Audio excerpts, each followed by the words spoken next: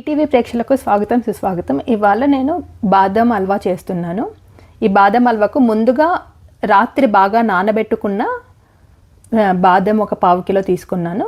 వాటిని మిక్సీలో వేసుకొని కొంచెం పాలు యాడ్ చేసి ఈ స్ట్రక్చర్లో వచ్చేలాగా దాన్ని మిక్సీ పట్టుకున్నాను. నైట్ సోక్ చేసుకుంటేనే బాగుంటుందండి వాటర్లో. మామూలుగా అయితే ఉడకబెడతారు కొంతమంది, అప్పటికప్పుడు చేసుకోవాలి అనుకుంటే. బట్ మంచిగా నైట్ అంతా 12 అవర్స్ 13 అవర్స్ నానిన తర్వాత పీల్ వచ్చిన తర్వాత తీస్తే ఆ రుచి వేరుగా ఉంటుంది. ఇప్పుడు నేను బాండీ పెట్టి కొంచెం నెయ్యి వేసాను, ఒక 2 టేబుల్ స్పూన్స్. దాంట్లోకి నేను ఏదైతే పట్టి పెట్టుకున్నానో బాదం దాన్ని వేసాను.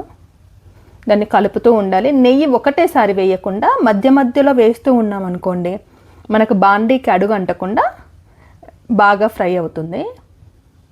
చూడండి, మధ్య మధ్యలో ఒక టేబుల్ స్పూన్ 2 టేబుల్ స్పూన్స్ గీ యాడ్ చేసుకుంటూ కలుపుతూ ఉన్నాను.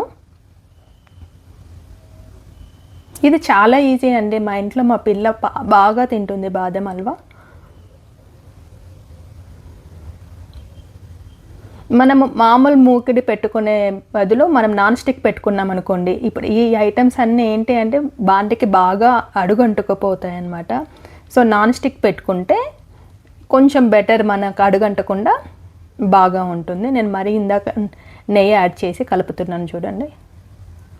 అలా ఒక 15 to 20 మినిట్స్ బాగా కలిపాక నేను ఏదైతే గ్లాస్ చూపించానో ఆ గ్లాస్తో నేను రెండు గ్లాసుల బాదం తీసుకున్నాను. సో నేను దానికి ఒక గ్లాసు షుగర్ వేసాను. ఒకవేళ కొంచెం షుగర్ ఎక్కువ తినే వాళ్ళు ఉంటే ఇంకా కొంచెం ఒక 2 టేబుల్ స్పూన్స్ ఎక్స్ట్రా యాడ్ చేసుకోవచ్చు.